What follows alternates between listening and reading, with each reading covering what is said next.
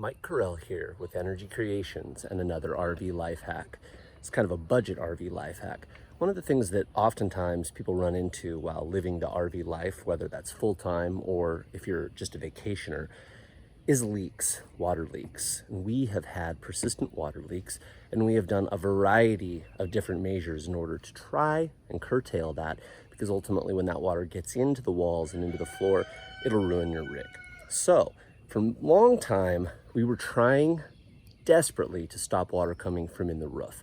We were like, got water on our bedroom floor back here. It's a major problem. We need to curtail this water flow. So of course, assuming like most people do, water comes from the sky. It's likely getting in the roof at one of those seals, and then it's leaking down through the wall and depositing in the floor. Now that's a great logical conclusion. Ultimately, it was wrong, or at least maybe partly wrong. So on the roof, we have done a significant amount of Dicor to fix cracks and also to deal with seals along the areas where, for instance, our awning used to be.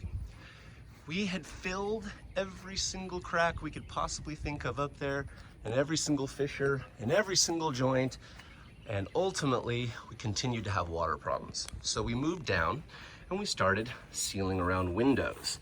And also, as you've seen in my last RV life hack, weep holes, cleaning those weep holes. Big deal. I'm sure that that was contributing to part of the problem. In fact, I know it was.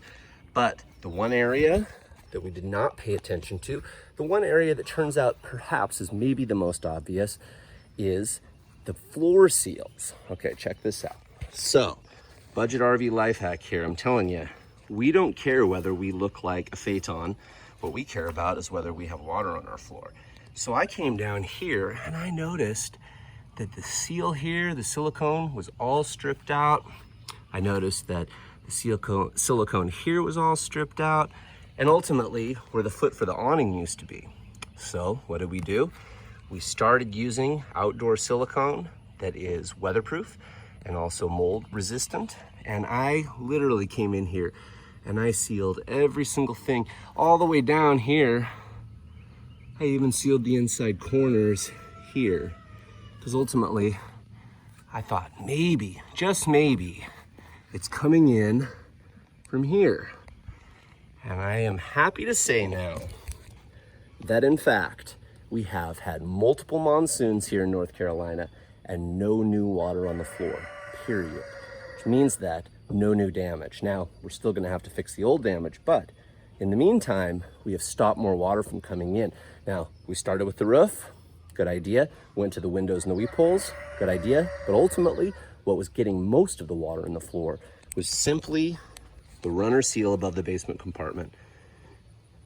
So that is a seam to attend to.